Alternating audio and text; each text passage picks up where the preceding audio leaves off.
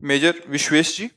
जी, जय श्री राम। महाराज जी, आपके चरणों में सत सत नमन। महाराज जी, मैं अभी उत्तर सिक्किम में चीन बॉर्डर पर 17,000 फीट की ऊंचाई पर ड्यूटी दे रहा था। उस दौरान बादल फटा एवं हमारा इलाका बाकी जगह से 40-50 दिन के लिए कट हो गया। शुरू शुरू में कोई दिक्कत नहीं हुई, मन में बस देश के प्रति सेवा भावना थी। पर कुछ दिन बाद थोड़ा थोड़ा समय के लिए मन विचलित हो जाता था। थोड़ा चिंतन करके इसका कारण जानना चाहा तो कुछ स्पष्ट समझ में नहीं आया। फिर वही ड्यूटी देने जाना है, मन पूरी तरह से सेवा में लगे, इसीलिए विचलित हम ना हो, प्रणाम इसके लिए क्या करते हैं करें? ना।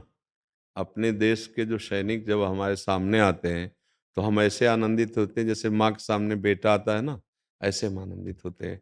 हृदय से उनका स्वागत करते हैं और वाणी के द्वारा उनको दुलार करते हैं।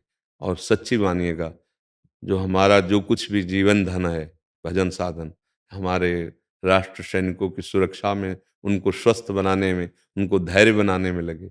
मेरे जीवन का कोई अस्तित्व नहीं। मेरे जीवन का अस्तित्व मेरा राष्ट्र है, मेरी समाज है। इसलिए हम आपको प्रणाम करते हुए बार बार कहते हैं कि आप एक संत से कम नहीं हैं, क्योंकि हर समय भयानक संकट का विषय है। अब उस स्थिति में वो सीधे आपके ऊपर बादल फट जाता, आप लोगों जहां रह रहे हैं वहां फट जाता। आपको ऐसी ऐसी जगहों में ड्यूटी लगती है कि जहां पता ही नहीं है कि बर्फ में पैर रख रहे हैं, उसमें रुकेगा या सीधे चला जाएगा।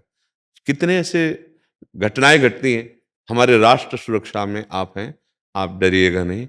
मृत्यु एक बार होगी और वो सबकी होगी। वो समय निश्चित है, बिना समय के होगी नहीं, और समय को कोई टाल सकता नहीं। इसलिए निर्भय हो जाओ। एक बार ही तो होनी है ना, वो पक्का होनी है। कहाँ होनी, कैसे होनी, ये निर्णय अपने नहीं कर सकते। सुनो भरत भावी प्रबल, बिलख कहो मुनिनाथ, हानि लाभ जीवन मरण, जस अप जस विध्यात। आप तो भावना करके जा रहे हैं राष्ट्र सेवा की, कि अब पता नहीं वापस हो या ना हो, है ना। ब्याह हुआ, दूल्हा दुल्हन कार में बहुत मुस्कुराते हुए जा रहे हैं, आग लगी दोनों मर गए।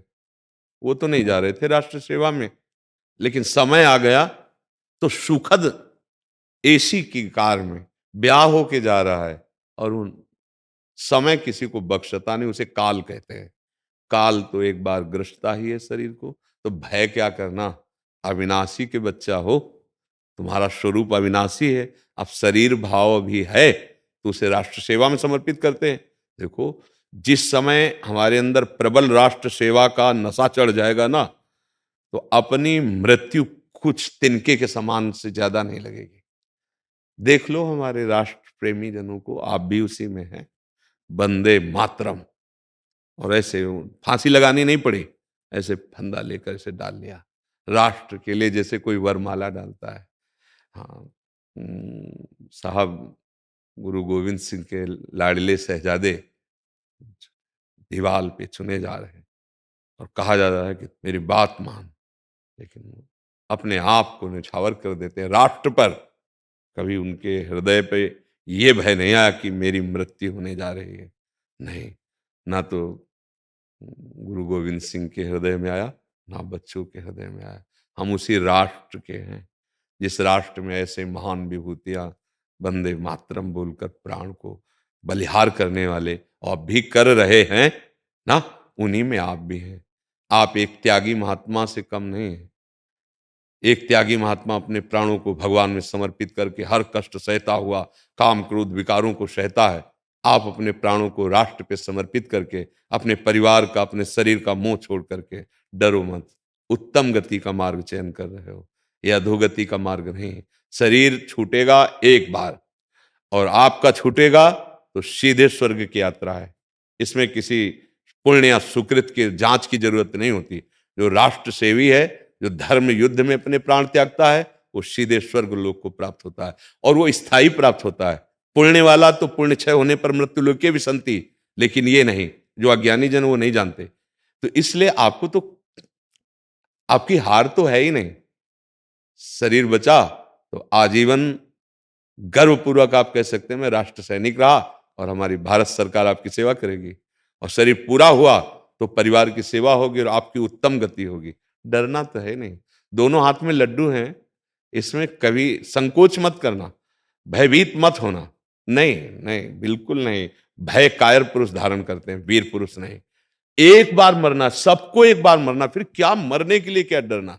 एक बार है। अगर कोई एक आदमी मर रहा हो तो सोचने की बात आ जाएगी, सबको मरना है, इसका नाम मृत्यु लोक है। बात यही समझनी है।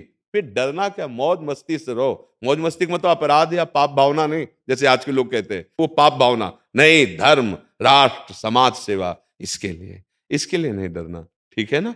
आप बिल्कुल नहीं डरेंगे और हृदय से हम सम्मान करते हैं। और जो हम सम्मान करते हैं ना, वो वाणी वाला नहीं, वो आपको खुद पता चलेगा। यहाँ स्वार्थ का नहीं है। राष्ट्र हमारा सिरमौर, हमारा माथा है।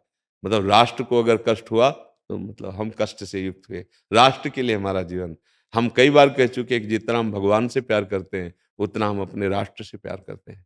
और राष्ट्र की जो सेवा में, तो जैसे हम भगवान के भक्त का आदर करते हैं वैसे राष्ट्र सैनिकों का आदर करते हैं हृदय से। सबका तो आदर करने हम पहुंच नहीं सकते, पर हमारे पास जो कुछ भी भगवत प्रदत्त है, हाँ, सर्वे भवन्तु सुखिनः, सर्वे सन्तु निरामया, सर्वे भद्राणि पश्यन्तु मां कश्चित् दुर्भाग्। ये केवल बातें नहीं, आप हृदय की बात समझना। केवल बातें नहीं है, किसी से कुछ नहीं चाहिए, आपको सुखी देखना चाहते हैं बस। केवल आपको सुखी देखना चाहते हैं। अगर विश्वास करो तो केवल आपको सुखी देखना चाहते हैं। आपका भ्रम हटाना चाहते हैं, जो आपको ये बैठ गया है कि मैं भोगों से सुखी हो जाऊंगा, कामनाओं से सुखी हो जाऊंगा। ये तुम्हारे साथ छल किया जा रहा है। ये माया मलिन तुम्हारे समय को नष्ट कर रही है। अंतिम समय तुम्हें पछतावा होगा। अगर एक बार भी भगवान नाम नहीं लिया तो केवल पाप और पुण्य दो ही कमा के ले जा पाओगे। और जो दोनों बंधन, एक सोने की जंजीर, एक लोहे की जंजीर। और अगर राम कृष्ण हरि राधा कुछ भी जप लिए तो तुम्हारे रजिस्टर में एक बात तो आ जाएगी ना कि ये 10 बार राधा राधा बोला, ये 10 बार कृष्ण कृष्ण बोला। अब भारी पड़ जाएगा हिसाब करने।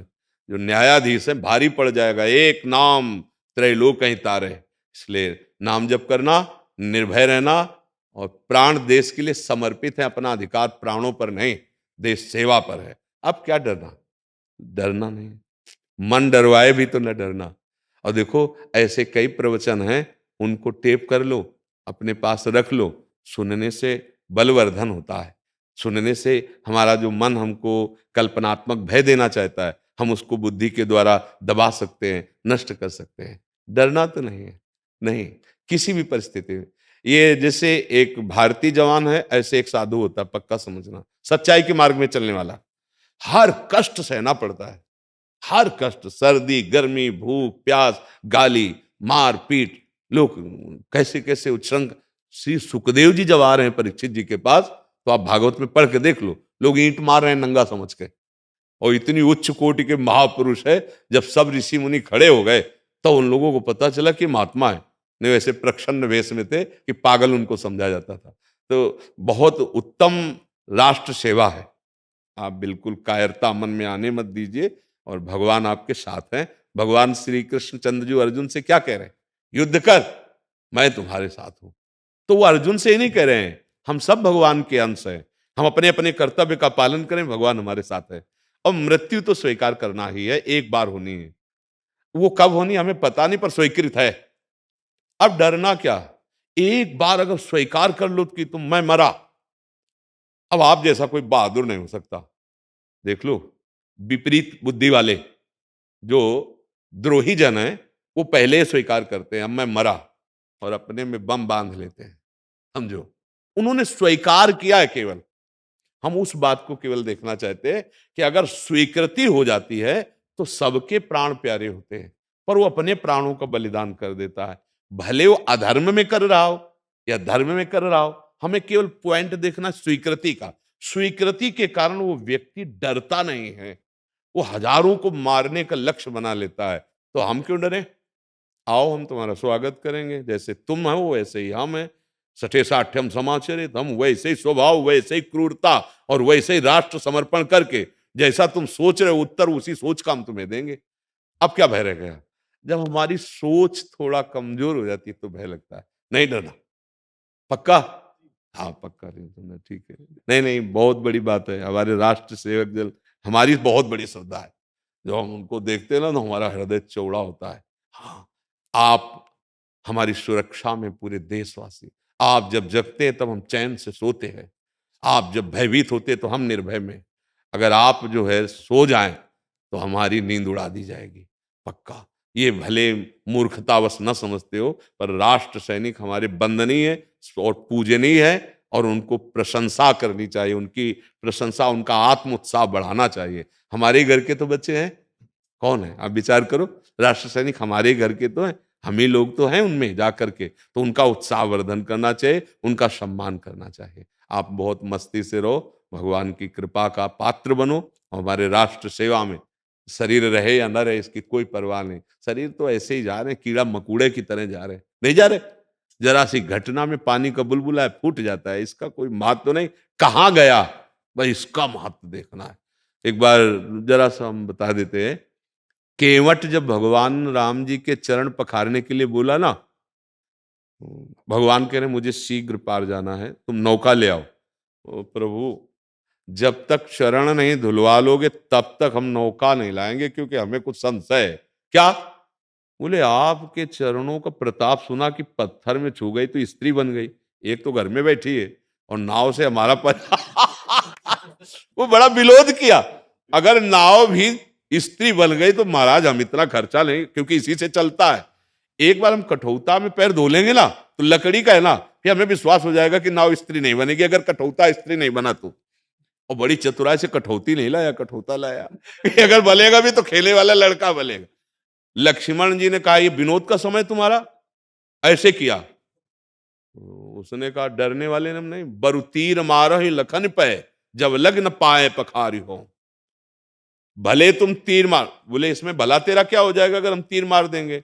बोले देखो हमारा मरना बहुत प्रशंसनीय होगा, मरता हूं कहां? सुचि गंगा के तीर। साक्षी कौन है? रघुनाथ सुनाथ निहारत हैं, अपराध यही बस दास कथा, प्रभु के पद पदुम पखारत है। लक्ष्मण जी तुम हमें मारने की धमकी मत दो, मैं डरने वाला नहीं, क्योंकि इस समय मरना भी बड़ा मंगलमय हो जाएगा। गंगा के तीर पे रघुनाथ जी साक्षी हैं, अपराध यही था कि रघुनाथ जी के चरण पखार। भगवान ने कहा अच्छा जल्दी करो, तुम्हें जैसे तसल्ली। हम ये पॉइंट तुम्हें बताना चाहते हैं कि मृत्यु तो सबकी होती है, लेकिन धन्य भाग है कि कहां होती है और किस उद्देश्य से होती है। इस पर आपका उद्देश्य देश रक्षा है, इसलिए मृत्यु आपके लिए स्वागत का विषय, डरना नहीं, आनंदित रहना। ठीक है।